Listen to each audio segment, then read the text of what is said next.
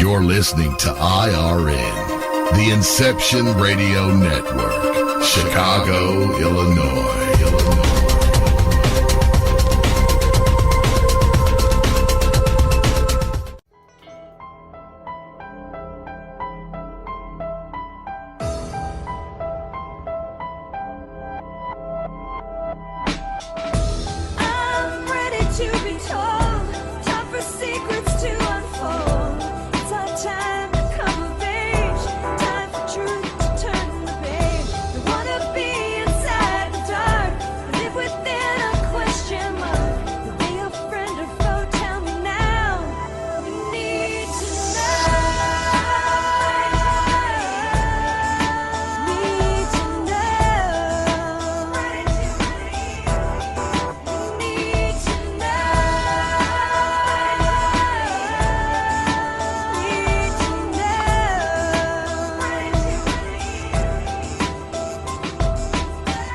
The Extraordinary Phenomenon Investigations Council presents Epic Voyages. Come join us as we enter and experience the great mysteries of the world with tonight's host, Lois Wetzel.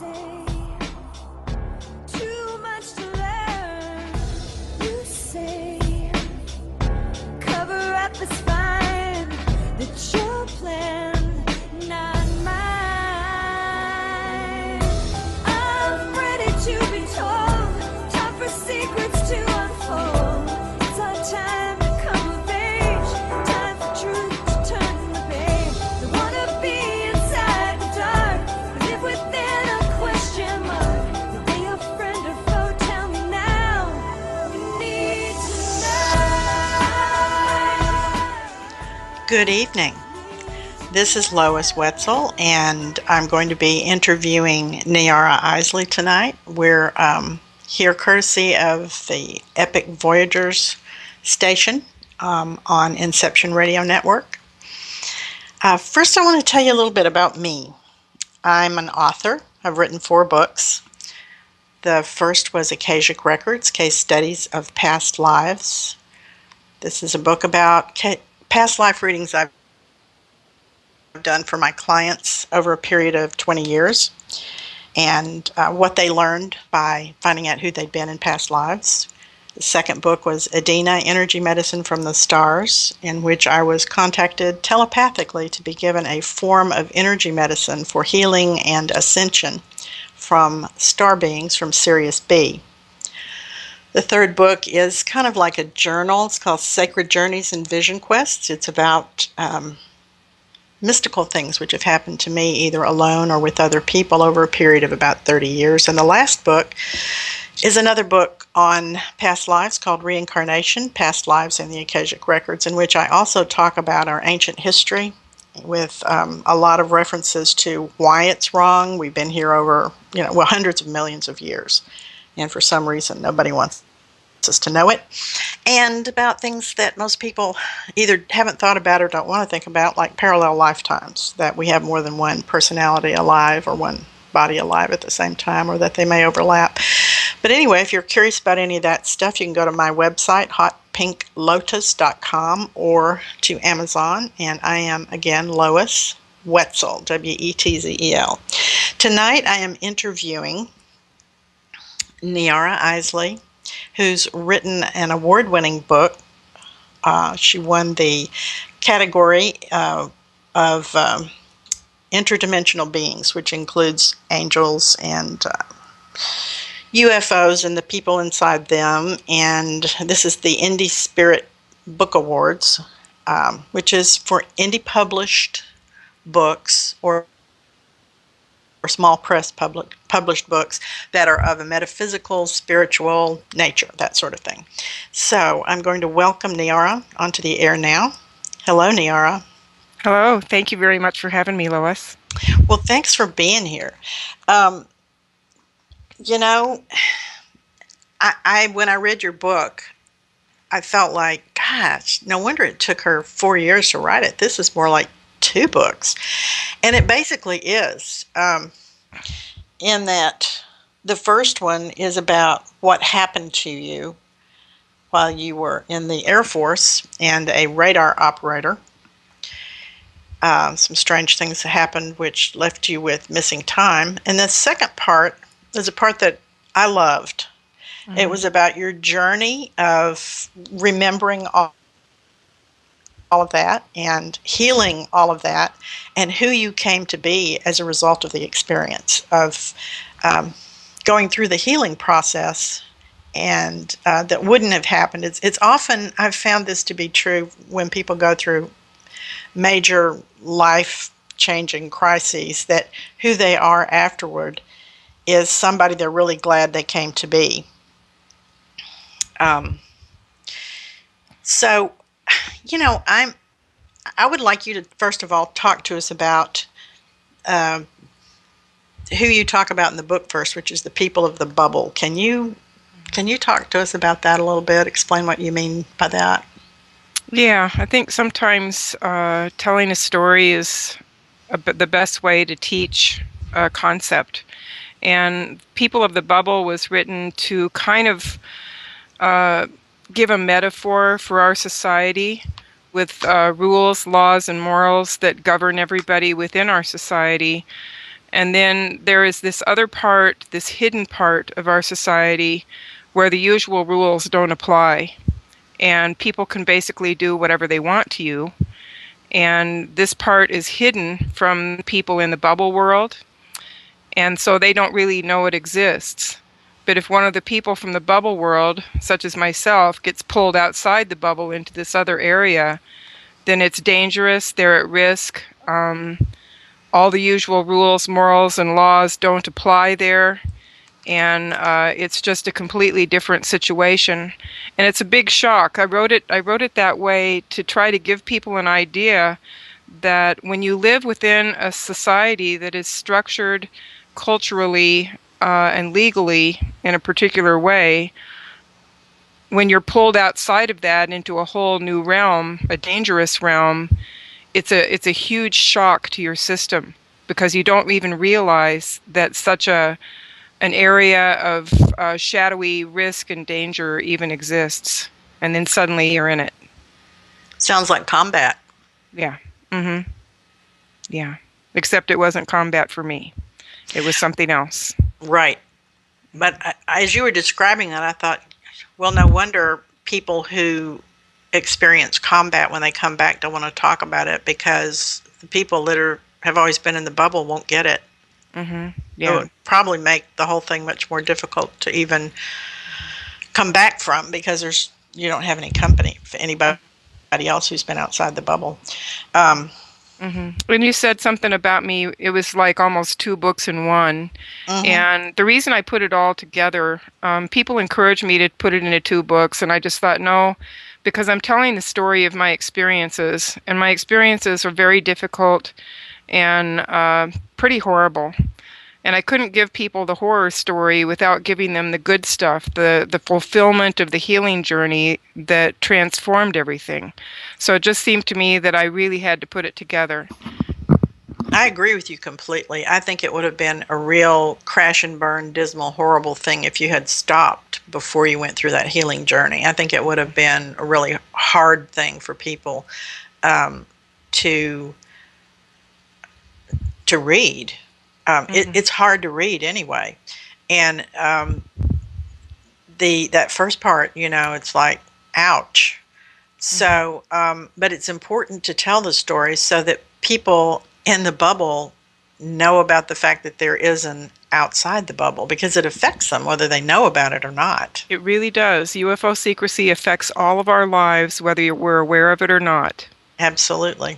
Absolutely. Mm-hmm. And we may be aware of those effects and not even know they have anything to do with the UFO secrecy, too. Mm-hmm. Now, one thing I want to say is that if there's anybody who feels like they have to know all these details, because I'm not going to make you go through all these details on this radio show. A sketchy outline of what happened, yeah. Mm-hmm. But if people want to know that, they can read the book. And if they feel like they want to, there are YouTube videos where you've been interviewed too. Yes, there are. And I really appreciate that, because it's really come to my attention in the last few months that for my own healing, I need to stop repeating the story. And that's why I wrote the book, so I wouldn't have to repeat it anymore. And I know it's a rough story to read, but it's really, it gives people the understanding of why I have such a passion to not only write the book, but to do everything I can to try to make this world a better place for all of us to live in. That passion comes out of those experiences that impacted my life so dramatically. Exactly. And, you had to write that book because the people in the bubble need to know. It was very important. It's like we don't want to hide reality from people. Mm-hmm. And at the same time, it was rough to read. And but I couldn't put it down either. Mm-hmm. You know what I'm saying? I really had to find out how it turned out. Yeah. So what we can say, and let me go back to what you said about for your own healing, you have to stop retelling the story. There is and I don't know how many people listening are aware of this, but there is a very well-known cell biologist named Bruce Lipton.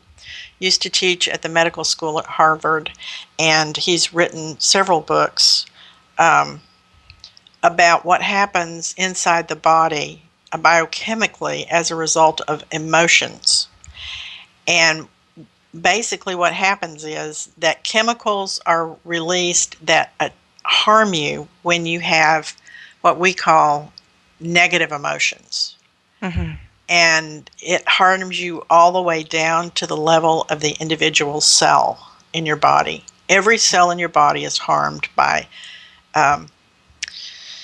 telling that story again. Mm-hmm. And reliving it, because your body can't tell the difference between actually being in it and telling it. Also, your body can't tell the difference between something horrible happening around you and watching it on television. Mm-hmm. Or reading it in a book. And then the body is attacked mm-hmm. from within by its own chemicals. Mm-hmm. So Bruce Lipton's the name of that guy, if anybody's interested. Yeah. And it's a good thing that we are making new cells all the time.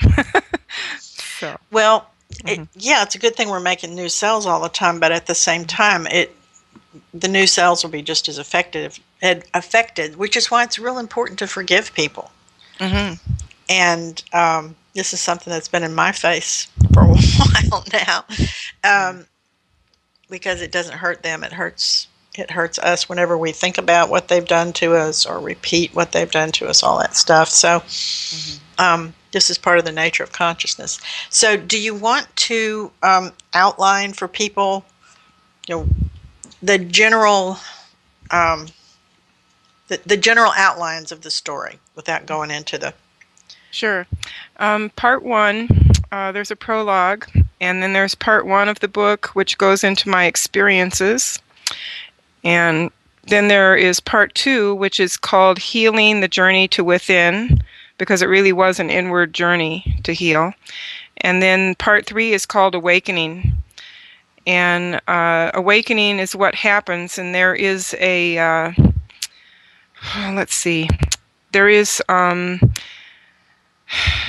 there's like a correlation between a shamanic initiation and going through trauma. Because usually if someone is going to become a shaman, then they usually go through some kind of experience. They either have a spontaneous near-death experience, or they're subjected to intentional trauma, as we've heard of people being tied to an anthill where they're bitten repeatedly, and it somehow alters their consciousness. So they have a near-death experience. Yes, So they have all these different ways that they become a shaman. And so for someone that's severely traumatized, it kind of shatters the psyche. And if you are going to survive that with a whole and complete psyche, then you have to go and gather all those pieces, and you have to put them back together in a new and better and larger way, so that you can now observe reality with this extra piece in it that you've experienced. And once you do that integration process, then you come back out, as I've done. I've written the book, and I'm doing my best to try to make the world a better place. And I'm trying to really laser in on the forces at work on this world that are really the problem. Because there's a lot of shadow dancing going on, and a lot of shenanigans going on this planet that's very distracting. And I think it's important to really peel away the layers and get to the bottom of what is really going on. And I'm not saying that I know everything that's going on, but I am peeling away the layers and looking at what I'm finding. Okay. So you want to give us a general outline of what your trauma, how that happened? You were in the Air Force, and you were a radar operator. Yeah. Okay. Yeah. It was a surface-to-air missile anti-aircraft artillery radar, and we were taken out in the middle of the night, and we were compelled, with a lot of threats, at gunpoint, to test the radar on special aircraft. And they didn't really tell us what the special aircraft were, but whatever they were, they could not be tracked. And after the test was over, we stood out on the deck of the radar van under the night sky, and we saw the special aircraft, and they were extraterrestrial craft or back-engineered craft. They were not conventional aircraft. And then I was taken back to what I think was Area 51, where I was worked over with drugs and sexual assault. And that's about as much detail as I really want to tell about that. Right, exactly. Yeah. So you couldn't remember it for a long time, and you got realized years later that you had forgotten some time, and you got hypnotized. And I'm fascinated with the fact that you met Bud Hopkins. I have read several things about him. And so when you decided that you needed to begin the healing process, what was the first step that you took? Well, it was kind of a dance for a while. When I first got the memories back, or at least a chunk of them, with Bud Hopkins' help, I was really traumatized. I was scared to death. It was like immediately being handed trauma. And I was scared. I was looking over my shoulder. But yet I was also driven to find out if this had happened to other people. And so I started, for about 2 or 3 years, I really drifted around a lot of groups and all kinds of things to listen to everything and anything about UFOs, and also about military abductions, which I had never heard of until my own information came out under hypnosis. And see, that's the thing. The emotional part of me is going, oh my God, but the logical part of me is going, okay, if this is real, then this has probably happened to other people. I don't think that it's something that happened only to me. So I went out and I started talking to people, listening to people in groups, and I did indeed find many other people who had had similar experiences. And by now, many years later, I have found many, many, many people who have had similar experiences. Hundreds, if not thousands. So men and women? Yes. Okay. You still attend conferences and so on, right? Oh, yeah. I attend conferences. I speak at conferences. And that's what I'm doing. That's what you do when you write a book. You got to promote it. And so tell me a bit about, I've never been to one of those conferences. Why don't you tell us a little bit about what happens at a UFO conference? Well, the one that I go to most regularly is the International UFO Congress in Arizona now. And it's a wonderful event. And what really makes it wonderful are the people that attend.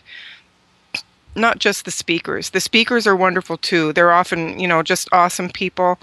But the people that attend, you meet the same people year after year, and we're all in this UFO conundrum together.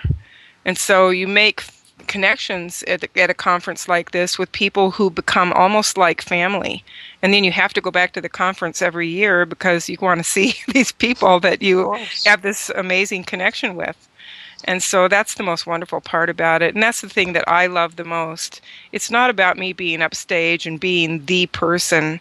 It's about the people I can connect with, because it's really the people that I wrote the book for in the first place. And I realize it's not an easy book to read, but I'm just hoping that when they vicariously take my journey with me and come out the other side of the book and realize where it's taken me, that it will be a worthwhile journey. And most people are saying, like you, that they couldn't put the book down. They just read the whole thing from cover to cover.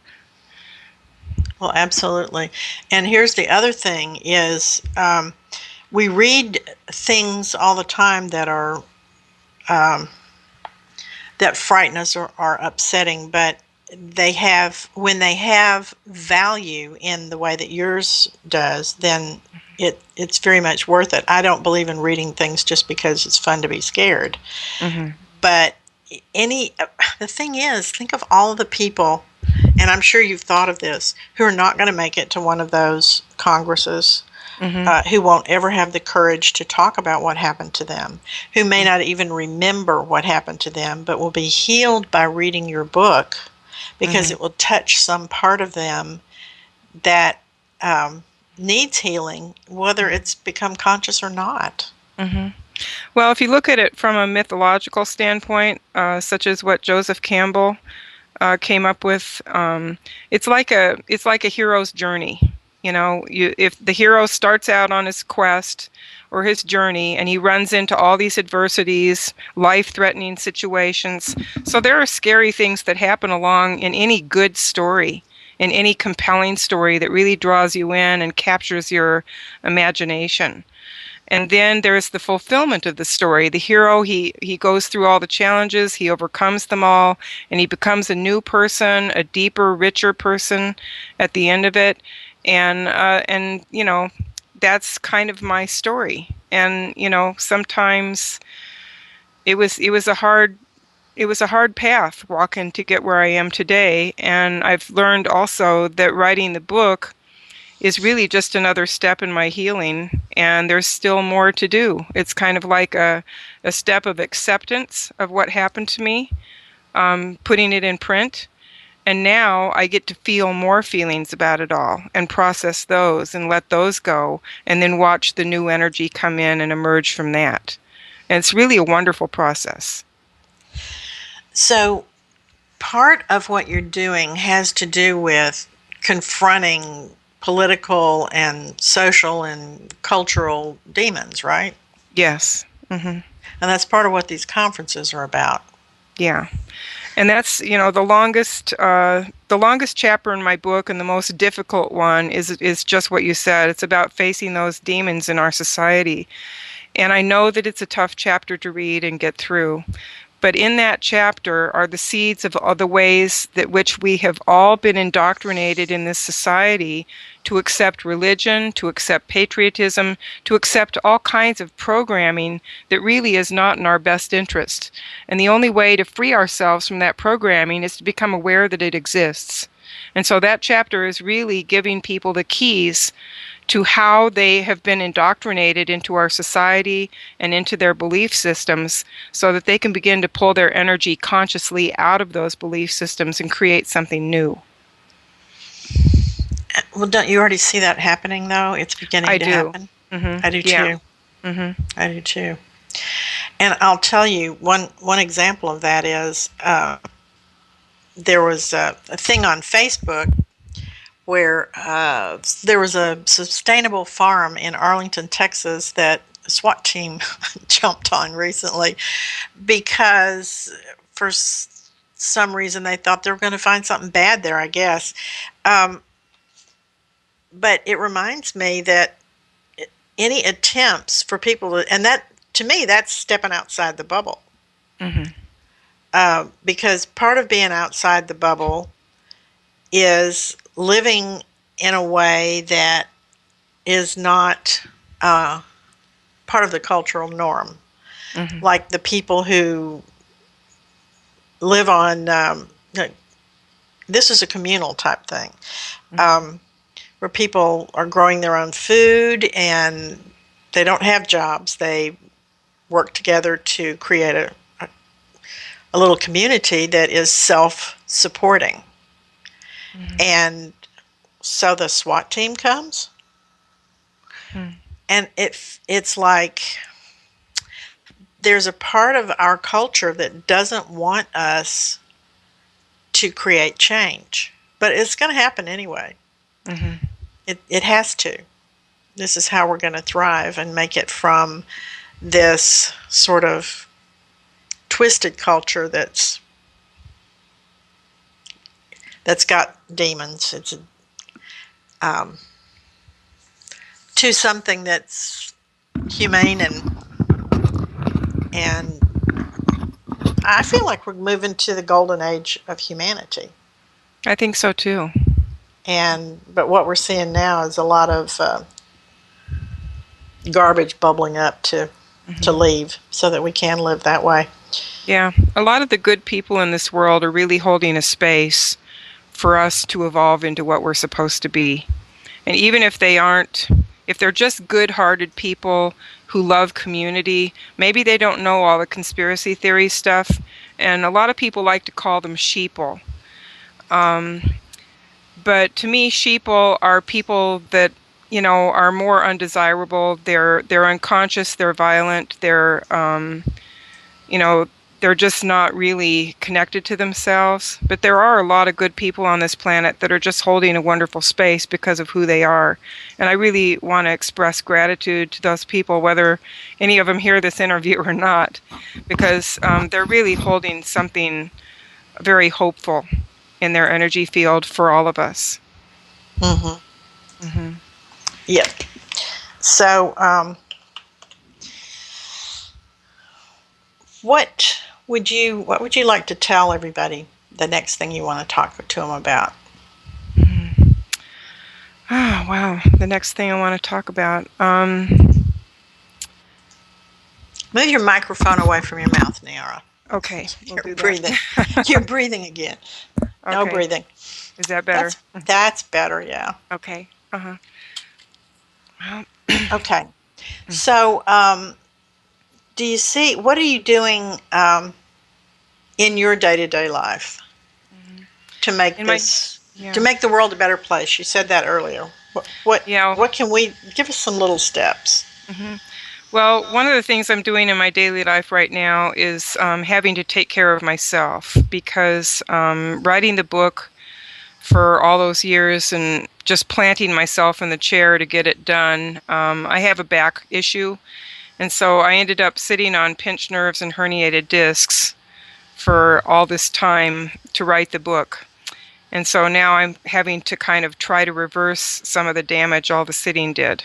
And so lots of yoga, hiking, being really active is really important for me right now. And probably a lot of my fans probably have think that I've fell off the edge of the earth, but I've just had to really take care of me for a while. And I'm going to have to continue taking care of me for a little while longer, but I'm hoping that after the first of the year, I will be re-emerging with more information. I plan to start my healing arts practice again on a limited basis, taking just enough clients I think I can handle. And I also want to start creating some YouTube videos to begin to teach and expand on some of the concepts that I put in the book. Okay. So I'm looking at part 3 of the book, Awakening, and you say, I've never been alone. What does that mean? It means that I have had spirit guides with me my whole life, even before I realized that they were there. And I've always been looked after. I've always been protected to a certain degree, not protected from doing what I needed to do for my soul contract for this lifetime, which was have those experiences.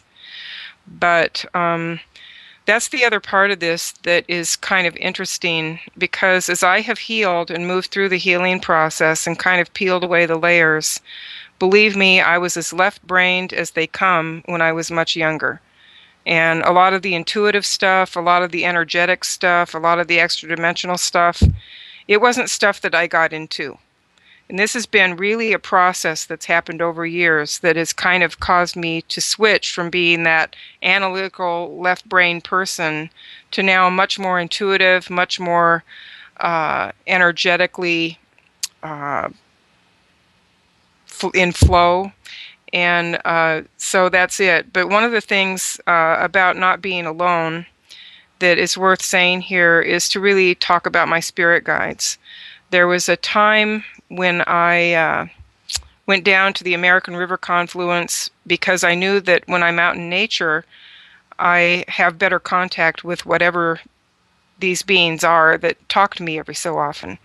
And it would happen this way. I would frame a question, or I'd think of something I wanted to know. I'd start to frame the question consciously in my own mind, not say it aloud, but start to frame the question in my mind. And I would get maybe halfway through the question, and then the answer would come. And this happened so much that I thought something is communicating with me here, and I don't think it's me. I don't think it's my higher self, because it just doesn't feel like that.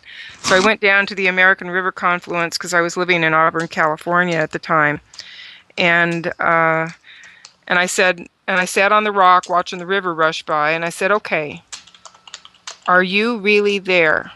And they said, "Yes, we are really here." And so we had kind of a conversation, and I said, "So if you're here, what are you here for?" "We're here to watch over you and guide you."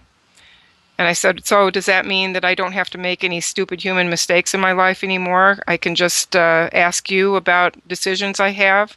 They said, "No, it doesn't work that way. You still have to live your human life.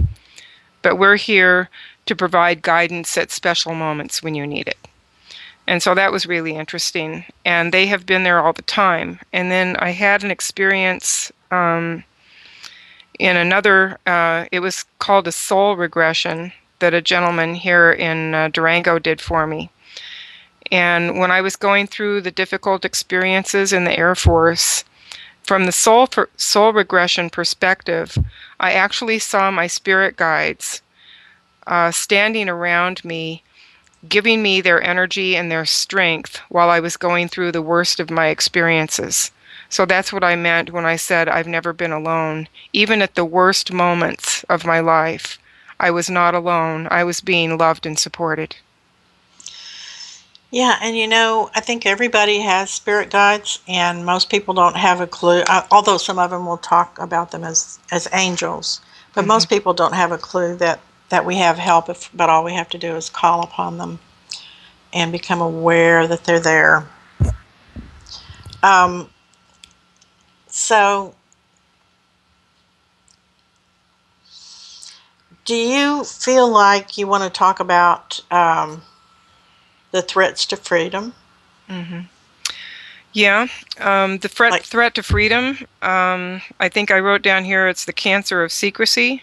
Yep. Secrecy has been eating away at the core of our democracy for many, many years. And I think that it really, you can track it back further, I'm sure. But for all practical intents and purposes, I think that it's really useful to look at it starting with the National Security Act of 1947. Anyone can go look that up on Wikipedia online, National Security Act of 1947. And this act was signed into law by President Truman 2 months after the Roswell crash, which we all know was rather mishandled by the people on duty in New Mexico. They went and put a press release out, went around the whole world, crashed UFO in Roswell, New Mexico, and then 2 days later or 3 days later, they're suddenly hushing it up and saying it's a weather balloon. I really believe that they signed the National Security Act into law 2 months after that to manage those kinds of events. So they would have a team come in if there was a UFO crash, and they would take command of that situation and cover it up and make sure the public doesn't know anything about it. So that's why we have the Roswell crash, but other crash retrievals are a lot harder to track. So that's where the cancer started. The National Security Act of 1947 also started a lot of the alphabet agencies like the FBI, the NSA, the CIA, and others. And the kinds of secrets that they keep, they say that they keep it for the reasons of national security. But when I was attacked the way that I was and treated the way that I was when I was serving in our nation's military, I have to ask the question, whose national security is this act protecting when these agencies that operate in secret can basically go out into the population and do whatever they want to certain members of the population without their knowledge, without their consent, and the people are traumatized. So I think the only national security that this act is protecting, especially in this day and age, is it's protecting people who are doing criminal things behind the curtain of secrecy that this act created. Mm-hmm. But why did they create that in the first place? I mean, why didn't they want the people to know about alien spacecraft? Well, back then, I think that they correctly thought that there would probably be a panic. And we have the War of the Worlds that was broadcast over radio by H.G. Wells to kind of prove the point. People didn't realize that it was a story being read on the air. They thought that somebody was reporting a real UFO invasion, and people did panic. So I think back then it was right to keep that out of the public domain. But people have been so, I mean, there's ETs everywhere in our society. You know, people have tattoos of ETs, people have little ET dolls. ETs are in movies every which way you turn. The movies that came out earlier, sometimes they had more good ETs. Now we just see a lot of ugly alien invasion scenarios. And I think there's a reason for that too, because I think there are two factions out there. I think there are some bad elements out there, but I think there are also some beautiful, spiritually evolved ETs, of which we are kindred spirits. And we want to meet them. And if they do land and make first contact, it's going to change our world. We will become, in short order, a multidimensional species in short order, simply because the ideas that they would introduce into our consciousness could cause rapid evolution. And the powers that be that are trying to maintain the status quo on this planet, they want everything to stay the way it is. They want all their controls in place, and they want to keep managing the masses of humanity as their own personal resource to draw energy from, to pilfer money from, for pharmaceuticals and everything. They just want to keep everything the way it is because it gives them power and control, and that's what's most important to them. So I think a lot of the movies that we're seeing with these horrific alien invasion scenarios, they are meant to scare people. If ETs really do come, that's the first thing they're going to think of, is the scary scenarios they've been seeing for the last 10 to 20 years. And so they're trying to make people afraid, because I think that the ETs that will land and make contact are the good guys. And the ETs that are not good have already been here, and we're experiencing the effects of their manipulations in our society. Mm-hmm. Yeah. So what is it primarily that they would bring? Well, I guess I'm thinking of free energy. Mm-hmm. Would be one of the main things that they would be bringing to us, that there are people in positions of power who would not want to stop selling us oil. And if we had free energy, then they would have to, not to mention the pharmaceutical companies, who are their first cousins, I'm sure. We wouldn't need pharmaceuticals anymore, right? Right. Mm-hmm. Because they would have higher healing techniques. Yeah. Well, that's the thing. See, there's a very big drive in government and in the corporate world to take away all of our ways in which we can be independent. There has been attacks on having heirloom seeds. So if you have non-GMO seeds in your possession and you're keeping them in case of an emergency, you could, I've heard that you can be targeted for that, for being a survivalist. Okay, so they want to take away our self-sufficiency. They want rights to our water. They want rights to our food. They want us not to know what's in our food, as we know from the GMO thing that we have going on here. And it's crazy. That's just absolutely insane that people are saying we don't have a right to know what's in the food that we're putting in our body. That's just insane. And I hope somebody from government is listening to that, because that is how it is, and there's no other way to frame it. Well, that's what I was laughing about, the SWAT team showing up at the little sustainable farm in Arlington, Texas. It's the same thing. Yeah. It's the same exact thing. So for the people who don't know why GMOs are so bad, let's tell them that hybridization's been going on for a long time. That's where you mix two plants by cross-pollinating them. But a GMO is where in a laboratory somebody takes the DNA of something like a fish or an earthworm and injects it for one reason or another into the DNA of a plant to get it to become a type of plant that will do something it wouldn't do before, like not react to certain pesticides or whatever. And the problem with that is that it is not a natural part of the cycle of plant life. And when you get ready to eat it, it's not, your body's not going to recognize it or be able to digest it. And that's one of the reasons we're having a huge upswing in the numbers of allergies that we've got on the planet at this time. Yeah. People are just getting more and developing more and more allergies. So GMO has to do with manipulating the DNA in a laboratory and putting something in there that is completely unrelated, not even a plant most of the time. Yeah. Whereas hybridization's been going on since time began. I mean, a butterfly can go in between two plants and create another type of plant.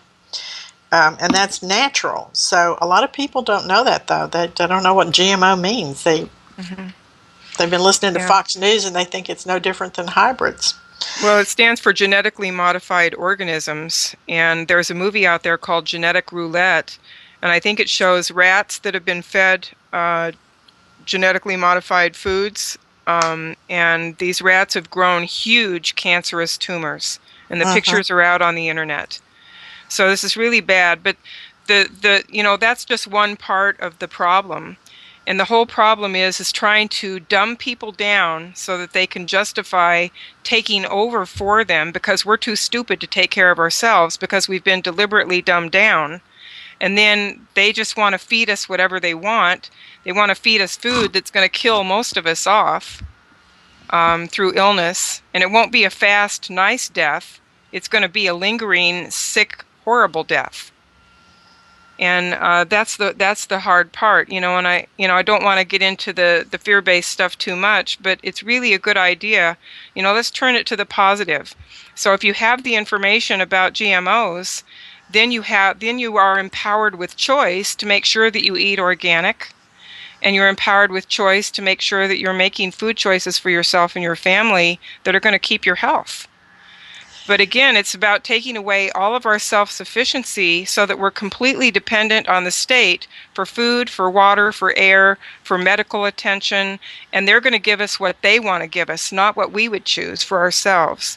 And it's about taking away the self-sufficiency and keeping us all strictly under control. So if free energy comes into this equation, then they've completely lost control. Because then people can be absolutely self-sufficient and they don't need the state anymore. Right. And I've been sort of lightheartedly and in a joking way saying growing your own food is like growing money. Because you know how much people pay at the grocery store. They spend a lot of money each month. So if you're growing your own food, that's money you're not spending at the grocery store. I shouldn't have to simplify it like that, but sometimes you have to. And so, so I've been saying, growing food's an act of revolution. And it's our God-given right to grow food. I mean, it's a divine right to grow our own food. And that's something else that should never be in question. Right, exactly. So, so I'm seeing I'm looking at your table of contents, and I'm seeing fear and New Age philosophies. You want to talk about that a bit? Yeah, well, one of the things I read in my early 20s, wonderful, wonderful book, life-changing book, was Paramahansa Yogananda's Autobiography of a Yogi. Mm-hmm. And I learned what spiritual adepts in India are capable of doing. They're capable of doing some very remarkable things. Bilocation is one, and there are many other things. Healing, there was a non-eating saint. So it really showed me what spiritual adepts, highly evolved people right here on planet Earth were capable of. And where was I going with that? What was the original question again? Fear and New Age philosophy. Yeah, fear and New Age philosophy. So what I was why I brought that up is because in my early days of spiritual practice, I actually had to look at everything. It wasn't this law of attraction thing of, just only look at the good and try to shut out all the bad. Because the way that I look at it, we're all part of the human collective. We can't escape that. We're all part of an energy field that is the human collective, and we're all part of it, and we share, according to Carl Jung's model of the collective unconscious, we all share a certain level of consciousness. And then there was another aspect of consciousness that was talked about by Teilhard de Chardin called the noosphere. So we're all interconnected in this together. And so what resides in one person's subconscious resides in the subconscious of the whole collective. And the thing that I have learned, and this is even important in EFT, which I also am certified to do EFT. With EFT, sometimes you have to talk about how bad it is, and you have to really work through your fears and your insecurities and your negative feelings to get to the positive. But somehow in the law of attraction teachings, it kind of came out in what I call a sideways fashion, where it's like, okay, basically stick your fingers in your ears, go la la la la la la la la la, don't tell me anything negative because I'm trying to manifest my perfect life, my perfect partner, my perfect health, etc. But the thing is you have, if you're not having luck with your manifestation efforts, it's probably because you're carrying something in the subconscious that is hampering your efforts to manifest what you want through the law of attraction. So for me, it was about looking at all the things that scared me the most and releasing the fear. And it was a process like this. It was like, okay, this is really possible scary outcome. So I walk myself through it. I think, okay, if this happened, how would you deal with it? And in my imagination, I would walk myself through these different scary scenarios and see myself coming out the other side whole, complete, and in good shape. And then it kind of released the fear. So I'm not saying that I never get afraid again, but the difference for me now is I have the fear, and the fear doesn't have me. Uh-huh. And so I think it's really important to New Age philosophies of only focus on the positive and shun the negative. I don't think it's really productive, because if you're shunning the negative, it's probably living somewhere inside of you, and it's going to continue kind of hampering your efforts to manifest what you really want. I think it's better to face all of your being. It's the quintessential spiritual directive is to know yourself, and to know yourself deeply and completely, and that includes all the shadow parts of yourself. Exactly.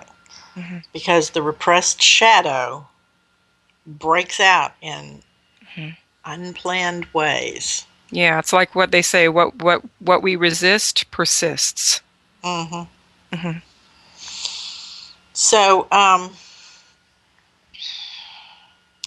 So when you go into reclaiming your freedom, you talk about nothing to fear but fear itself. Mm-hmm.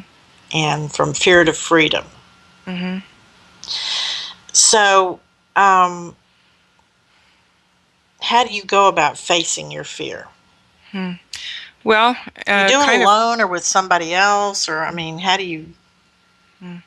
Well, because of the nature of my experiences, a lot of work I had to do alone.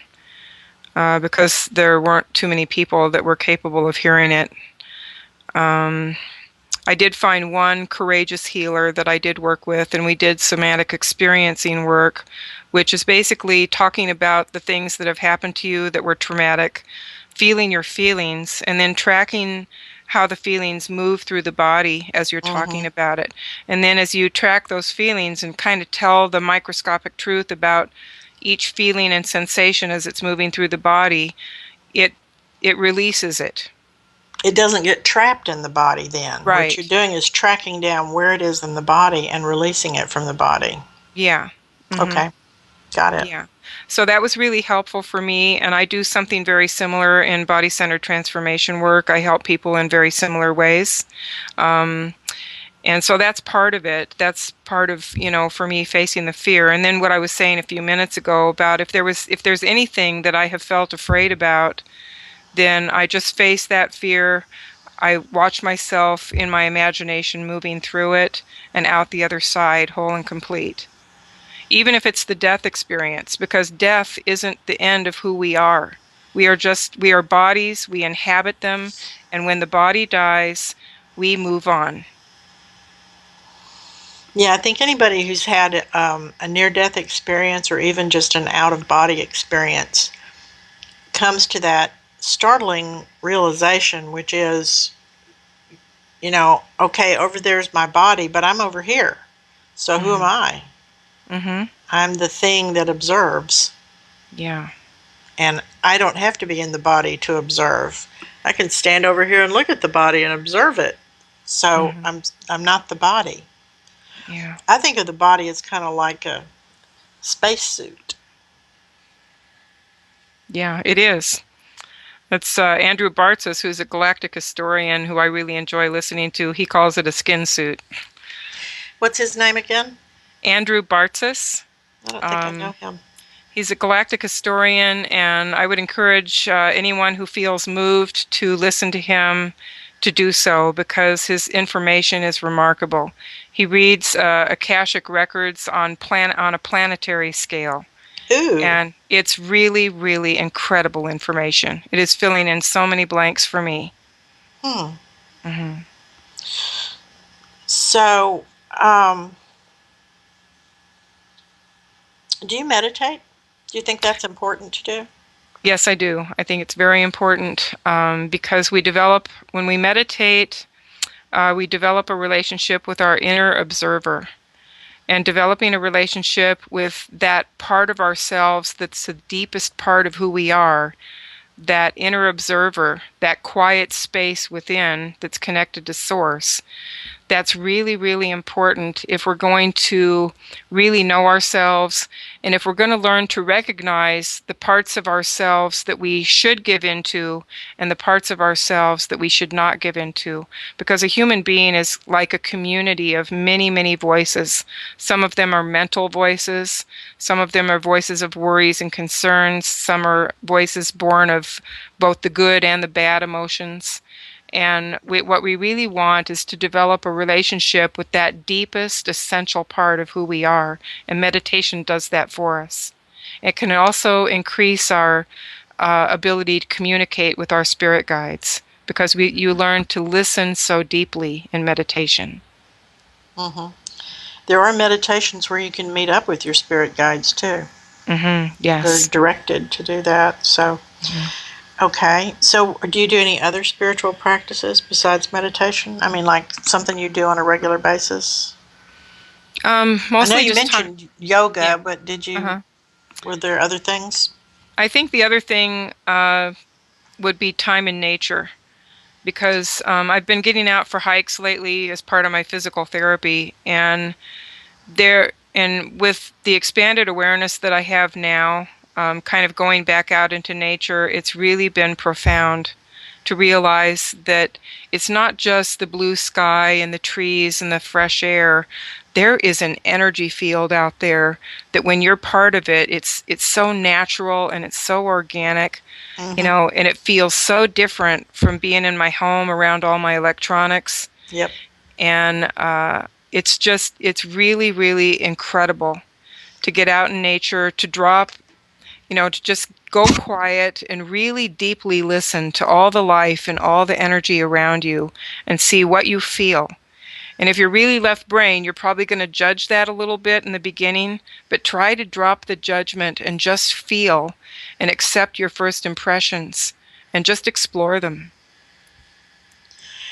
I don't know if you've noticed this or not, but it feels to me like you can get off into a very strange sort of altered state of consciousness when you're out among the plants, if you're like far enough out away from the roads and people and so on, and that it's more intense, this shift in consciousness, if it's damp, if the air is damp, like there's a mist. Yeah. It seems like the water conducts, I think water conducts consciousness. Yeah, that's what I was going to say. There's better conductivity when there's more moisture in the air. I think, when you look at Masaru Emoto, whatever his Masaru. Yeah, Masaru Emoto, yeah. Yeah. The messages in water conducts consciousness. It has to. I mean, otherwise the drops of water would not have different shaped snowflakes when you freeze them after you've written a certain word on the container of water. It structures the water. I mean, there are physicists working on this now. There's what's that Russian guy's name? I'll think of it in a minute. Yeah. Starts with a K. Konstantin Korotkov, that's his name. He's working on that. So, breathing, is that part of do you do breathing exercises or not? Yeah, I do breathing exercises. When in the Hendricks program, I was taught a daily breathing program where you move your body and breathe at the same time, and that's really beneficial. A lot of it's done on the floor, floor work, and just kind of, turning your body different directions and breathing in and breathing out with the natural expansion and contraction of the body. And that's really a good practice. And pranayama is a good practice. Alternate nostril breathing, which is part of pranayama practice. And I outline that practice in my book. And it balances both hemispheres of the brain. So breathing is really a good way because just as our emotional state will be mirrored in our breathing, by changing and shifting our breathing, we can also change our emotional state. So if we're scared or have anxiety or are upset, and we find that our breathing has cut itself off and is very shallow, simply by consciously deepening the breath and starting to take in deep, even breaths, we can shift our emotional state to something calmer and better. Hi, we're back, and I'm talking to Niara Isley about experiences she's had with alien abduction and how she managed to recover her memories and begin to heal from that. And the last thing that we were talking about was we were moving into the anatomy of the human psyche, spirit, mind, and emotions. But during the break, we just had a little talk about something new that she's been working on and has to do with resonance. And you want to talk about that? Yeah, I came up with this because I was thinking there's so many lies that are told to the public now through the media, and people have been jerked around so much they don't know what to believe. So I'm thinking, well, how are we supposed to believe in anything if we can't feel the energy of the information coming to us? So I thought, one of the cures for that would be to develop our intuition, and then people can't really lie to us. The more we develop our intuition and the stronger it gets, the more we're going to know, our bullshit detector is going to go off if somebody is lying to us. So I developed a concept that I'm going to be developing more, and I'm going to be teaching this in workshops, and it's called resonance, dissonance, and discernment. And resonance and dissonance actually are a form of discernment. And I have a musical example that I use for this. I'll explain a little bit more first before I go to the music. I'm sorry, I just bumped my microphone. But So resonance, back in the 60s, the Beach Boys had that song, Good Vibrations. Yep. I'm picking up good vibrations. She's giving me good citations, etc. So it kind of goes back to that. People have talked about vibes. I'm getting good vibes. I'm getting bad vibes. I'm getting good energy, bad energy. And that really shows the fact that that kind of language has come into the human way of communicating really shows that there is an expansion of consciousness that's been going on. And it began, quite some time ago. And so when I came up with resonance, dissonance, discernment, that's people say, oh, that really resonates for me. And so what they're saying is that information feels good to them. So with resonance and dissonance is the opposite of resonance. So if something really resonates for you, it feels good when it comes in, and you feel it kind of in your body that it feels good, then that's an experience of resonance. And then when information comes in and it feels yucky, it feels chaotic, it feels like it's clashing with your energy, then that's dissonance. That's an expression of dissonance. And this example, this musical example, it's a little clunky. It's done with a harmonica and a pitch pipe, but it really does give people the musical understanding of what I'm talking about. So it's kind of like how the energy of the sound lands in your body. So here's the harmonious sound that should land in a resonance sort of way.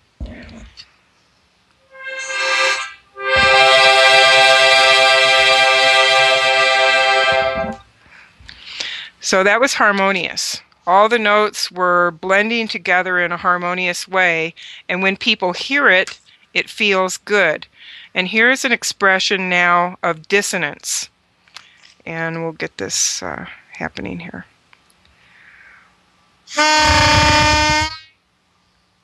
So that's basically dissonant here. Let's do it again. You could say that. Yeah. That's extremely dissonant, yes. Right. Don't do it anymore. I won't. Okay. But anyway, I do that to give people an experience of how it feels, because people can tell very quickly when they hear those two different sounds that one is harmonious. Yeah, one's harmonious and one is not. One is dissonant and chaotic. It clashes. And so it's the same with energy of information, whether it comes from TV, print media, radio, wherever. If it comes in and it resonates for you, then you can give that a little bit more of your belief. I wouldn't say give it 100% because we're still learning. And it's possible that, that's what the misinformation specialists do. They usually put a truth and a lie together, hoping to trick people with the energy of the truth into believing the lie that's attached to it. Yep. That's really little bit of truth, and then you slip in that. Yeah. Poison. So you have to really hone this ability. You have to really train it so that you can learn to separate what's true from what's not, from what's clashing. And let's kind of take a look at truth and lies for just a minute. So truth is something that stands right on its own. It doesn't need any subterfuge. If you're going to take a truth and you want to lie about that truth, say as in the UFO cover-up, okay, it's true, UFOs are visiting planet Earth, but we want to cover that up. So then you have to create all this subterfuge around that truth to obscure it. And that also has an energy to it. Mm-hmm. So this is something that I'm going to be, again, developing more so that I can teach this in a workshop and help people to really begin to understand, appreciate, and be able to use their intuitive faculties, their expanded senses. Mm-hmm. Mm-hmm. Makes sense. Yeah. So we do that in the advanced EDINA classes. We talk about sound and how it has effects on your body. Mm-hmm. That there's pathogenic sound, and then there's healing sound. Mm-hmm.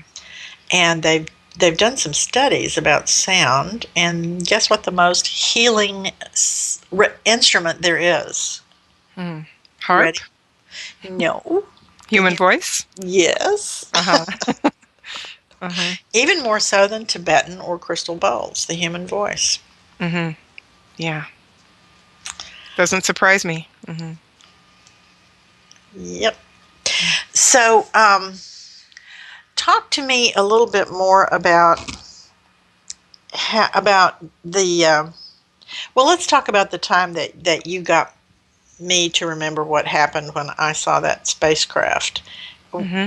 What you did was put me into it because I've had past lives in the Egyptian mystery school, so I can't really go into a deep state of hypnosis, but I can be put into a light trance. You put me into a pretty heavy light trance. But the thing that was fascinating to me was that you kept asking me how one thing or another felt in my body. Mm-hmm. And when I realized that I had actually been pulled up, and well, let me just say what happened. 2 years ago, Labor Day 2 years ago, I was driving home from my son's house. I'd had dinner with him, and maybe it was 3 years ago. Anyway, having dinner with him and a friend of his, and driving through Memorial Park. It was dark, and I saw something weird up in the sky, and I thought, gosh, what is that? It was huge. It was, I mean, so big that if I had extended my arm and put my hand over it, it would have been bigger than my hand. I mean, it was triangular shaped, and I looked again, and I pulled over into a turn lane because that part was closed of the park and nobody was going to be turning. And I tried to take a picture of it with my camera, and it moved with my cell phone, you know. And then I felt a little bit dizzy, and then I went, oh, well, nothing to do here. I'm going home. It didn't want its picture taken. So I went home and sat down and watched TV. And then later you did this thing for me where you said, okay, so you pull over, and then what happens after you roll down the window? And then I realized I'd been sucked up and out of the window of the car. And the way that I knew I wasn't just making it up with my imagination was I could feel because you kept telling me to feel, I could feel the organs in my body going down toward my feet as I was being sucked up. So gravity was at play here. And it was exactly like it feels like when I was a kid, we used to jump off the railroad trestle into the lake, and you could feel your organs going up in your body. This was the exact opposite, organs going down in the body. So can you talk a little bit about that technique that people use to recover these memories? Well, I have a couple techniques that I used. I think the one I used on you was just taking you into a state of deep relaxation, which can be a form of hypnosis if the person goes deep enough. But mostly what I wanted to do with you was get you to track the body sensations and then let the memory emerge from the body sensations, kind of on its own in an organic sort of fashion. And so that's the process that I did. I also do Dolores Cannon's quantum healing hypnosis therapy process, which is very, very deep process. And it's a wonderful process that also allows people to speak with the subconscious, which I don't call it the subconscious anymore. I call it the higher self when I do a session. And there are many, many answers that can be gotten from a person's higher self that they, as a conscious human, are not aware of in their normal waking state. So, can you tell us some of the more interesting things that you've heard people talk about do you do that often, what you did with me? Take people back to an abduction experience? Yeah, I have done that in my healing work before. Can you talk about the kinds of things people see, or do you feel like you're comfortable with that? Let's see. Yeah, some people go to places where they aren't even a human. There are times when people go to a place where I ask them, okay, can you look at your body? Tell me what you're wearing. And they say, I don't have a body. And people often discover, like maybe they're having experiences that are really scaring them. And then when they go under hypnosis and they get more understanding about what's really happening, they aren't afraid anymore. Sometimes they find out that the beings that are contacting them and doing things with them are actually part of their own star family. And it changes the whole tone of the experience for them. Then there was another person that entities were coming to this person that were scaring the heck out of this person, and he didn't know what to do about it. He wanted to make them go away. Well, when we did the session, he found that he has a special ability that he has yet to manifest for helping souls cross over. Souls that are lost on the earth plane that don't really know that they've died, they need to cross over. And a lot of these entities were coming to him because they sensed that he could help them cross over. And so once he had the hypnosis session, he knew that he had the special gift and that he had to bring that out. Cool. Mm-hmm. So a lot of the time, these experiences with aliens, if you want to call them aliens, mm-hmm. extra-dimensional beings, I like to call them that, off-world beings or whatever, they're here to help us. Yes. Mm-hmm. Many times they are. And again, with the discernment as to who it is that's here to help us and who's not so helpful. Yeah. Mm-hmm. Go ahead. Yeah, something else I'd like to add here is that people, normal people in mainstream society think, why would ETs be interested in what's going on Earth at all? Well, the reason they're interested is because we are part of them. The story of evolution that we've been fed on this planet, it's not really true. We're a transplant, and we've been created, and we have genetics of 22 different extraterrestrial species in our genetics. And so those beings that are out there orbiting Earth in their ships, they look at us and they think we are part of them. We're part of their soul family.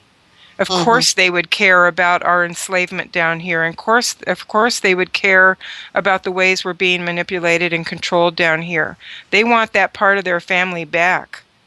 And that's why they're here, trying to help in as non-interfering ways as possible so that they don't interfere with our soul contracts and with our learning experiences, the things that we're supposed to learn as a species coming to Earth at this time. And they also have something either identical to or similar to the prime directive they talk about in Star Trek. Yes. There's a limit to how much interference they can do. Yeah.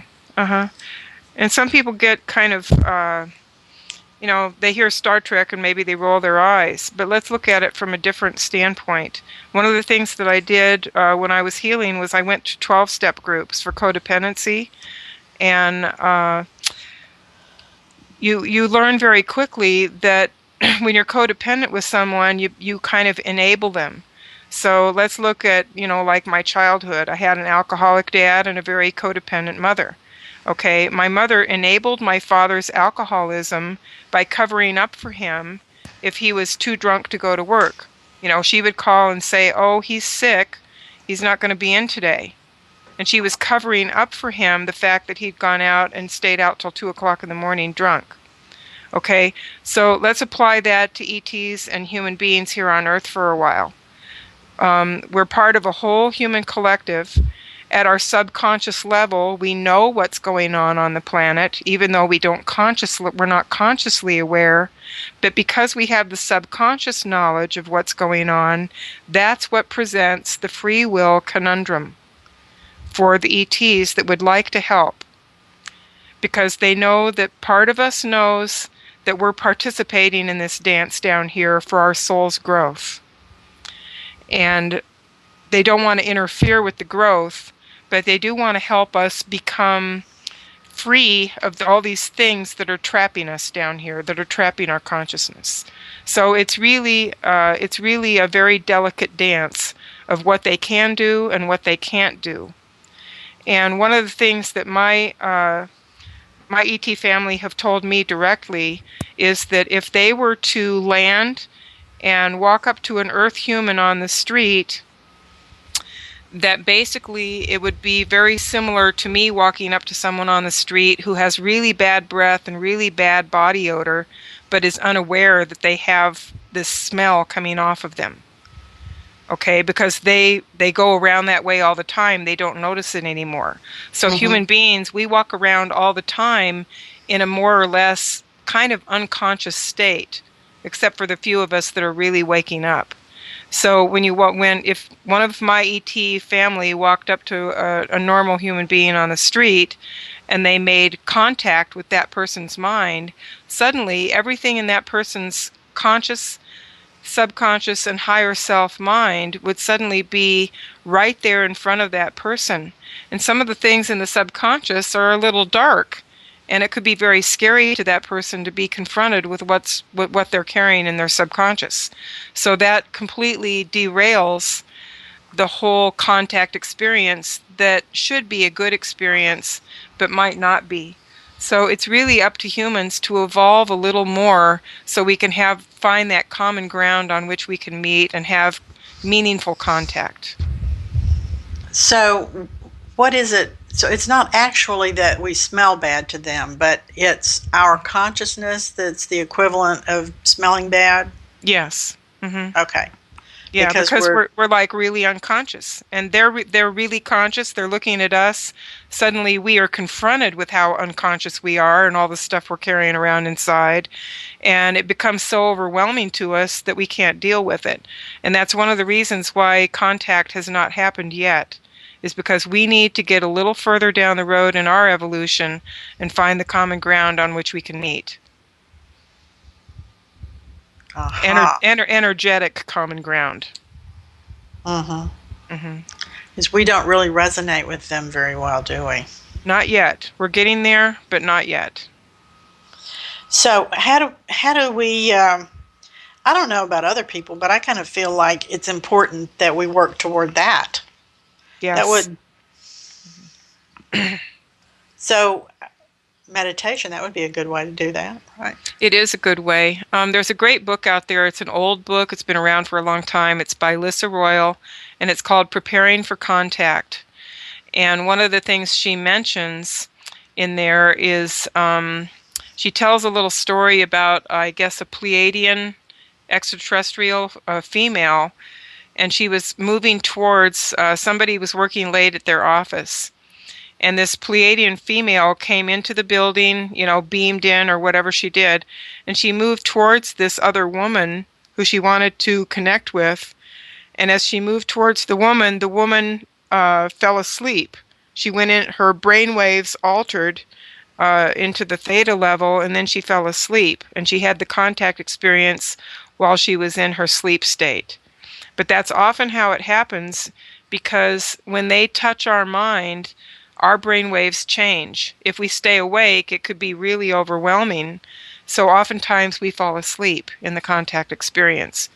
And I thought that was a beautiful story that really illustrated it well as to why we need to move a little further in our evolution before meaningful face-to-face contact can happen.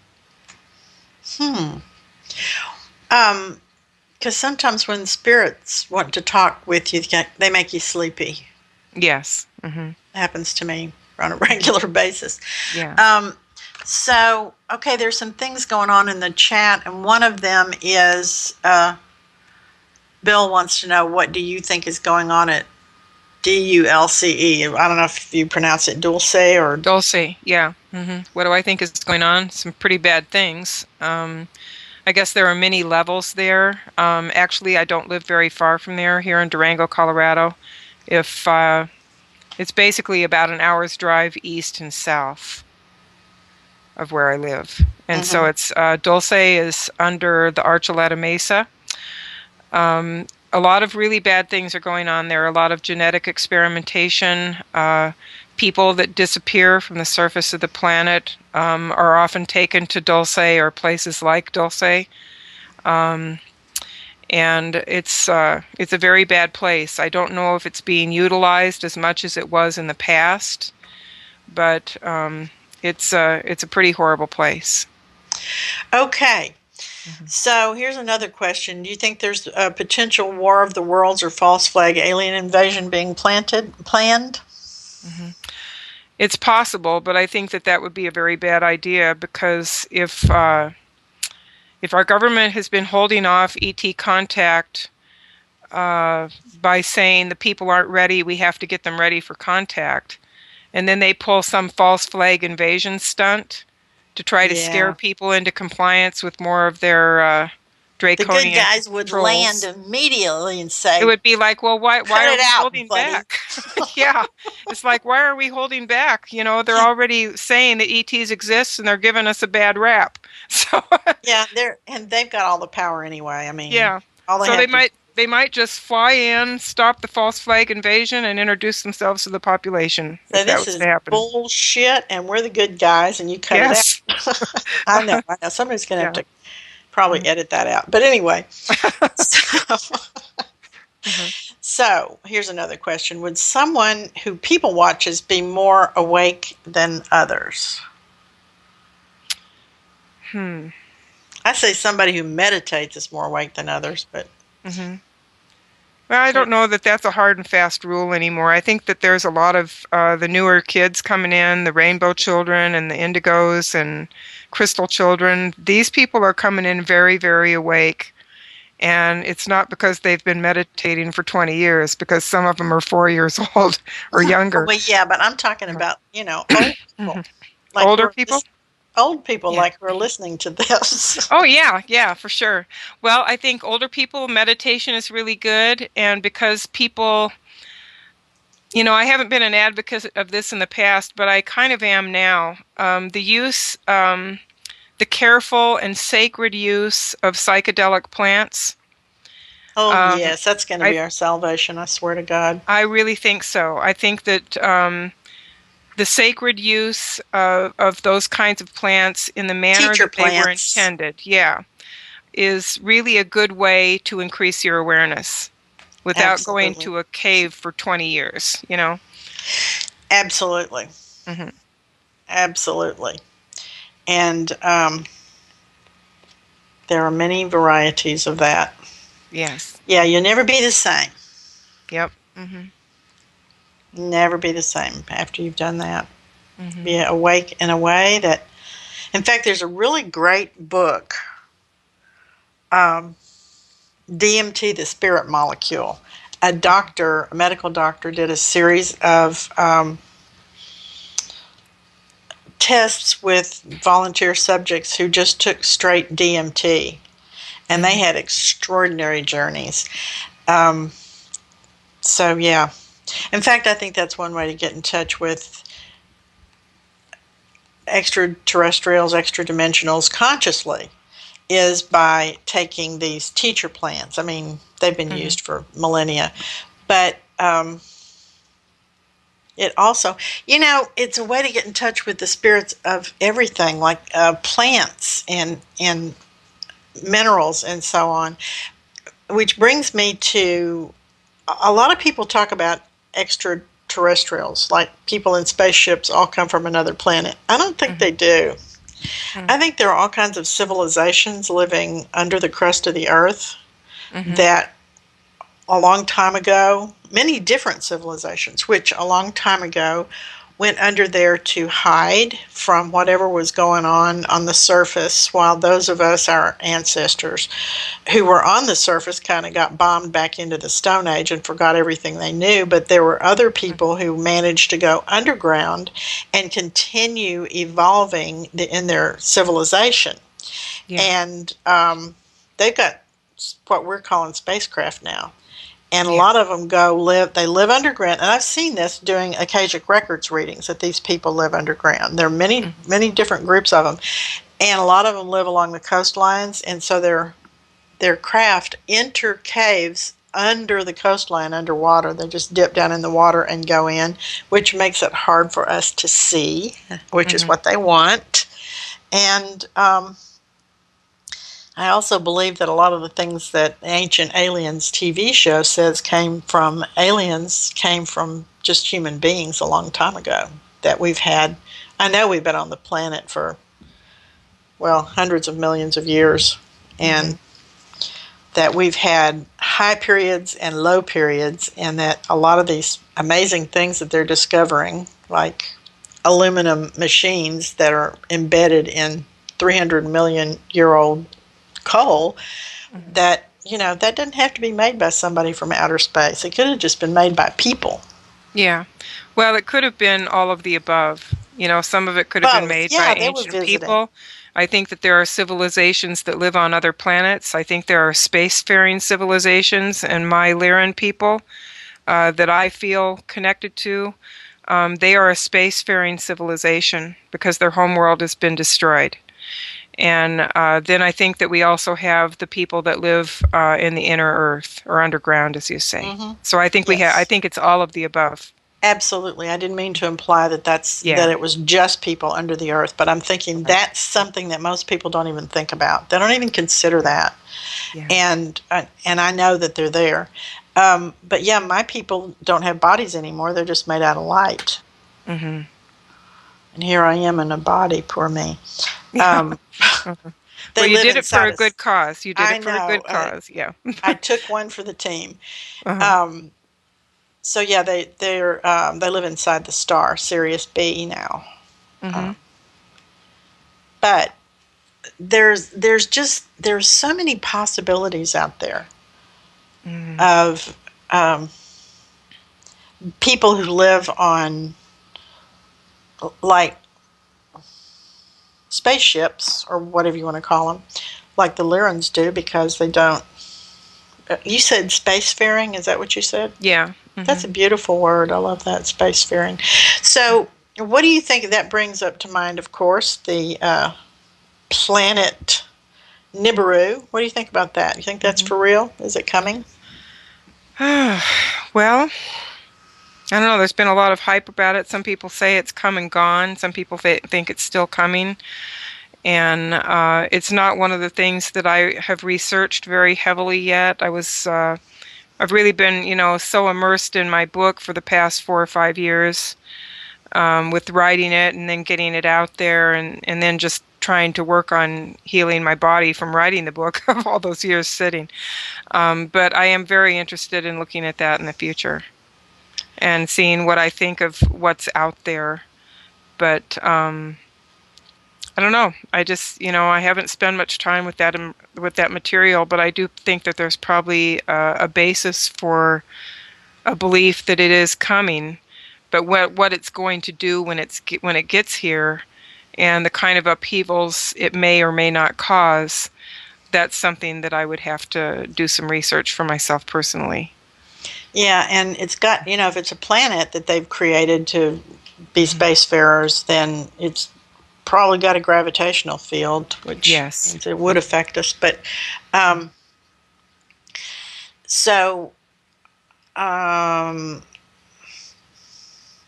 do you think, what do you see when you look out into the future in terms of where we're going, where we're headed as a species? Well, I actually almost get an image, and what the image is time and energy flowing like a river, and then there's obstacles that it flows around like rocks in a stream, and it just looks very fluid, and like it could, depending on what forces are enacted on it, it could be pushed this way or it could be pushed that way. It just seems very fluid right now. And I don't think that, me personally, I don't know that trying to do a lot of long-range predictions right now is really productive, because I think things are really in flux. But I do think that the majority of people on the planet, I sense that they're weary of all the games that are being played on them, and they're longing for something better. And I think in that longing for something better, a vision of the new world that we're going to be moving into is being birthed. I'm seeing it in little bits and pieces, like the the people in Arlington, and like the migrants that I saw in Bosnia a couple of years ago. They're apparently groups of kids in their 20s, late teens, 20s, early 30s, who move around in a rural areas, helping people put in organic farms, gardens, and vineyards, things like that. And they work as long as they're needed, and they work just for room and board and a little bit of extra money. And that's what they do. And they just go from one place to another to another. And I thought, oh, that's awesome. And they look like hippies. I saw a bunch of them. They look like hippies, only today's hippies, and they've got dreadlocks and braids and piercings and tattoos, which we didn't have back in my days when I was a hippie. But to me, that's a sign of our coming to maturity as a species. Yeah. It's changing. And then I was talking to my esthetician not too long ago, who also happens to be Bosnian here in Houston. And she said she was at a dinner party and with some friends who were older, in their 50s, and that they had a son who was doing exactly what I just described. Only he's in the Pacific Northwest with a group of people, and they just get together and talk about, okay, well, when we're done here, I heard that so-and-so wants to do such and such in this other place, and a certain number of them will go over there, and some of them will go someplace else, and new people will show up. So it's a very organic thing. Yeah. And I really believe that everything is moving in the right direction. There's nothing to be afraid of, and that when we do get our act together, then we will also have people showing up from other places, whether it's other densities. For sure. My friends, the Syrians, tell me dimension is not a good word. You want to use density because it's more descriptive. Yes. And it's more accurate. That's when they show up, is when we get our act together. Because if we are going to become more agriculturally, I see us spreading out, and we're more out in nature, growing things. Got to be out there, and if you're going to be growing things, you're out in nature, and then that's going to get us more balanced, also. Yes. And it's important to note that these people you're describing that are doing these wonderful things, they're not making the evening news. You know, only bad news makes the evening news. And that's right, because the agenda is fear. Yeah, and that's the point I want to make is you really have to reach out. All of us have to reach out as human beings and really make connections with people that are doing this kind of beautiful work, because it uplifts all of us. It makes our hearts glad when we see things like that, when we see people helping other people. And it's really so important to really notice the beautiful things in the world as much as the bad. And in fact, I say in my book that for every negative thing you look at, you should go out and find 5 beautiful, inspirational things to look at to balance and cancel that negative thing you looked at out. Yeah. You know, they did a study on people who stay married a long time, and it showed the same thing. People who remained married for 30, 40 years, that what they did, that other people who didn't stay married did, was for every negative thing they said to each other, they said at least 5 positive things to balance the one negative thing. And that's something really interesting to move through life thinking about, that for every negative thing, there've got to be at least 5 positive, just to be at a 0 point. So 10 positives would be even better. It would be better. And that's why it's so important. You know, I mean, random acts of kindness has become kind of a saying, and people tend not to pay too much attention to things once they become a saying. But it's really, really important to be kind to other people. When you're kind to other people, when you appreciate other people, the good things they do for you. I mean, even if somebody is kind of a curmudgeon, you can still find one thing to say to them that you appreciate about them that's true. You know, even if you have to hunt for it. But if you just say an appreciation to someone about something they've done or some quality that they embody that you think is really beautiful, then that compliment or that appreciation lands in that other person, and they feel positive. They feel expanded. They feel happy. They feel like, wow, somebody really saw me do that, or somebody really saw who I really am. And that just creates this positive field of energy. Yeah. Yeah, when I was studying art in college, learning how to be an art teacher, I had a really great painting teacher, and she taught me how she did it. And she said, I just ignore the bad stuff, and every time they do something right, I say something about it. And then the bad stuff goes away, and they're doing more and more of the right stuff because I'm reinforcing it. Exactly, yeah. And it works. Teaching art anyway, and I don't know why it wouldn't work with everybody else. I did that with my kids too. Yeah. Of course, sometimes they had to have the bad stuff pointed out, but yeah. The one thing that I'm really noticing the contrast, because one of the things I've done recently just for relaxation is I picked up an old book from that I read back when I was a teenager, and I've just been reading it. It's a story about a woman that goes to the wild north country in Canada and marries a Mountie who is like, the big guy up there in the north country, and he helps all the people up there. And these people, they have community. I mean, it's really a rich community, and they all look out for each other, and they're all kind for each other, and all the things that they do for each other to support each other and care for each other. Page after page, it just brings tears to my eyes. And I'm thinking, gosh, I didn't cry this much through this book when I first read it. And I'm thinking the reason that it's really going into my heart right now is because we live in a world where kindness is not being passed around as much as it should be. Or even as much as it used to be when we were kids. Yeah. So we really need to bring kindness and appreciation back into our daily interactions with the people around us. And even if you're having not such a good, like if you're checking out at the grocery and the checker is not in a very good mood, and it could be a really bad experience, you getting those groceries through the line.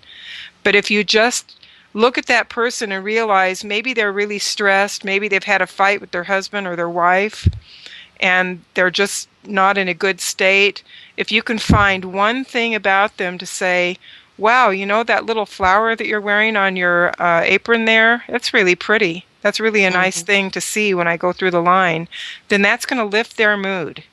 Absolutely. It's going to shift their mood, and it's going to make the whole experience between the two of you different and better. Well, and it puts the whole positive thing, the whole positive vibe into the planet. Yeah. Into the big sea of everything that we are. Yeah. So there's another question in the chat I'm going to ask you. Sure. Do you think that all the religions that refer to a god may have been referring to an ET interaction who had direct involvement in our creation? That's generally what people think of when they say the word God. God is one of those words that has had many, many other meanings attached to it. So I don't use it too much anymore. I just use source creator. Yeah, and then there's another way. One of the things that I was involved with when I was younger was a spiritual path called Ekankar, the ancient science of soul travel. And they talked about an entity that that other groups are now calling the demiurge. And this demiurge appears very godlike, and it has a lot of power, and it can do a lot of things that appear very godlike. But it's more like the vengeful God of Abraham, that would smite down people, right and left, and, a punishing sort of God. So that's what I think this demiurge is, and I think that a lot of the Christian religions, they may be engaging an entity that isn't really source creator, which is a source of love. Mm-hmm. You really have to look at the energy. Are you worshiping a God of love and compassion that supports life and feels life is sacred? Or are you worshiping a vengeful, get anybody that doesn't believe the same way as you kind of God? And how can that possibly be God if God is love? Right. Mm-hmm. So, well, I'm going to tell you, go ahead and talk about what I told you not to talk about, since you're heading in that direction anyway. Yeah, I hate to do it. Go ahead. But I just don't take responsibility for it. Yeah, okay. No, it's not that I'm not trying to do it, but I've, as I've looked and looked and looked at what the underlying thing is that is controlling our world and making things very difficult for us on this planet. It's a form of extra-dimensional entities that they're darker entities. I call them archons. And a lot of people, they come from the Gnostic scriptures, and they really have interfered with humanity they have a way of creeping into our minds and causing our more negative modes of feeling and behavior to go to unnatural extremes. That's the best way to put it. And in order to circumvent that, in order to work with that, in order to pull yourself out of that influence, it's very important to learn to meditate and develop that relationship with the inner observer. Because then you're going to realize, okay, that's the voice of my ego. When you get more advanced in your meditation practice, you'll be able to differentiate, okay, that's the voice of my ego. I don't really need to listen to that voice. And this is the voice of my emotions. And then my body has a voice. Okay, I'm sitting here in meditation and I have a knee pain, so that's a little voice there. And then you can also identify if there's this other voice that's whispering in your ear, trying to get you to do things that really are not who you are. And awareness is the first step to circumventing that kind of influence. Exactly. And so the information about the demiurge and the archons comes from the Gnostics. Yes. And the Gnostics were the Cathars, for one. And the reason the Cathars were wiped out in the 12 and 1300s by the Roman Catholic Church was that they were saying that the god that the Roman Catholics were worshiping was the demiurge. Mm-hmm. And that his minions, the archons, were not the good guys. So they got wiped out. I mean, complete genocide. Mm-hmm. Yeah, one of the times I was doing an Eckankar discussion group at one point on a small Air Force base, a very tiny Air Force base in Arizona. And I got called into the chaplain's office. And he had a long talk with me about Eckankar and how it was, not a good thing because it was against religion and everything. Well, it wasn't against religion. And it was against his religion. It was against his religion. And after that talk, before that, when my Eckankar teachers would tell me that Christians, a lot of them worship the demiurge, I didn't really believe it. I thought, oh no, that can't be, But then after I came out of that interview with the minister, I was more inclined to believe what they were telling me, that they're not worshiping a God of love and compassion who thinks all life is sacred. They're worshiping the vengeful God, the demiurge. Well, that's the one that's mirrored all throughout the Old Testament anyway. Absolutely. I'm not seeing it in the New Testament, but I'm seeing it in the Old Testament. And so that's just out of confusion. But that's funny because when I was a kid, I talked about, when I talked about God, I saw him as somebody very, very far away that was not into the punishment thing, and I was confused about who this other guy was. Mm-hmm. Yeah. Never occurred to me that he wasn't God, but I'm thinking, this is all very confusing. Where do they get these ideas about that being God? What is that anyway? I had the same confusion when I was growing up, and I tried to reconcile it by going all the way through catechism, and then I finally just made a break with the Lutheran Church at that point because I just thought, well, I can't buy into this.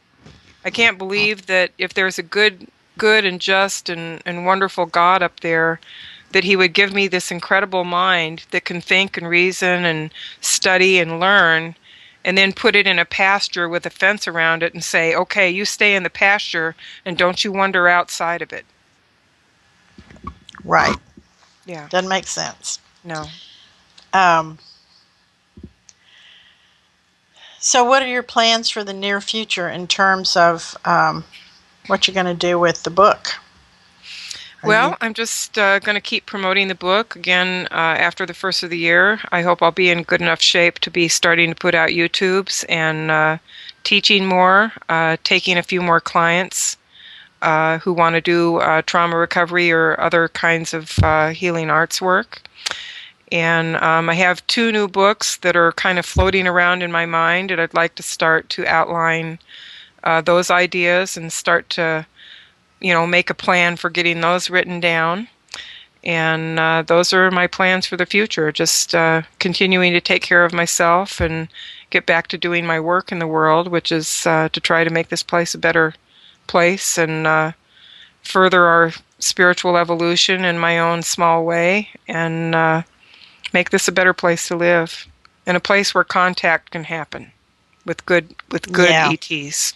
Yeah.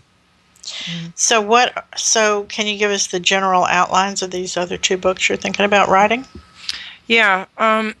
One is about becoming fully sentient, fully self-aware, because right now we could make a pretty strong case that people, the unawareness that people are demonstrating in their life as a collective has led us to the brink of environmental chaos. And so it's kind of like through one means or another, we are fouling our own nest, or we're allowing our leaders to lead us down a path where we're fouling our own nest. And I'm talking about all of planet Earth here, because we're stretching the environment to the breaking point. And if we were really truly aware, and if we were really truly evolved, we would know better than to allow what's going on environmentally on this planet to continue. So Right. I think we'll talk about what it is to become self-aware as a human collective, what that would look like, and how people would manifest that. And then I'll also be looking at the forces that are trying to keep us from becoming aware.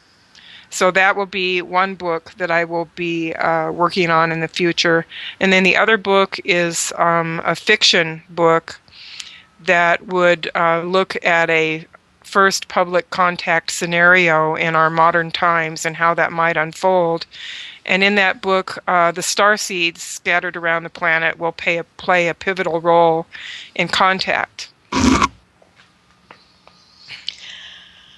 That, sometimes, and I'm thinking about writing a fiction book as well, because sometimes it's easier to tell the truth and pretend it's fiction.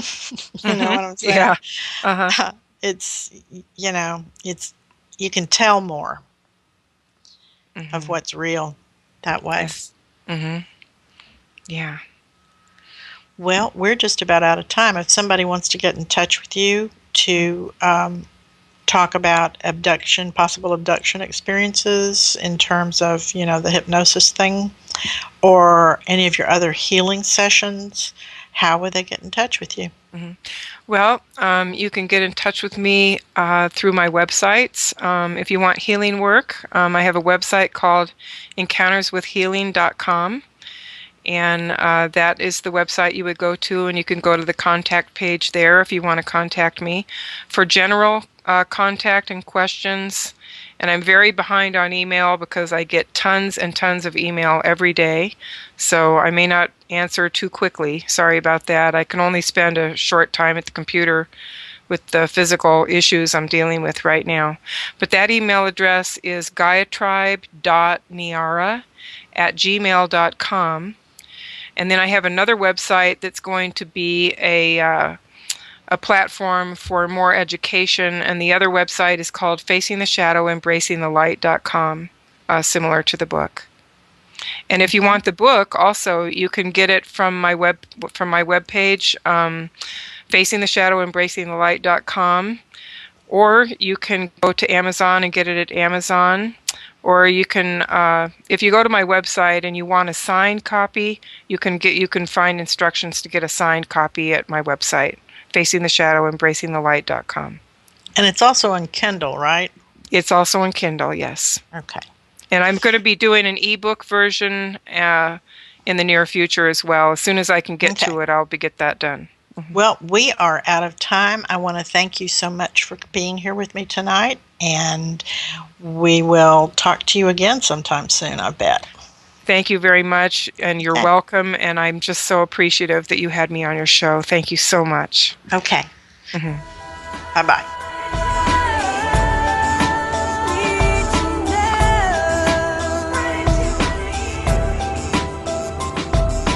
Thank you for being with us tonight. Please join us again next Monday evening for Extraordinary Phenomena Investigations Council's Epic Voyages. I'm Roger Peacock for Epic. Until next time.